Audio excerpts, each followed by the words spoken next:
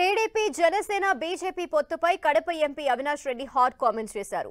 ఎన్నికలు వస్తేనే చంద్రబాబుకు పొత్తులు గుర్తొస్తాయని విమర్శించారు. ఎంతమంది కలిసొచ్చినా జగన్ ని ఓడించడం సాధ్యం కాదన్నారు. 2019లో చంద్రబాబు ఓడిపోగానే తన అనుచరులను బీజేపీలోకి పంపించారని విమర్శించారు. ప్రత్యక్షంగా పరోక్షంగా టీడీపీ బీజేపీ పొత్తులోనే ఉందన్నారు.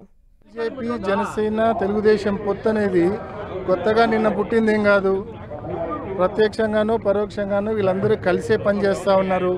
మరి తప్పకుండా మరి చంద్రబాబు నాయుడు గారు, పవన్ కళ్యాణ్ గారు, భారతీయ జనతా పార్టీ వీళ్ళందరూ మరి గతంలో కలిసి పనిచేసినారు 2014లో. సో చంద్రబాబు నాయుడు గారికి ప్రత్యక్షంగా బీజేపీతో పవన్ కళ్యాణ్తో పొత్తుంది, పరోక్షంగా కాంగ్రెస్ పార్టీతో ఇంకా మిగతా పార్టీలతో కూడా పొత్తులు ఉన్నాయి.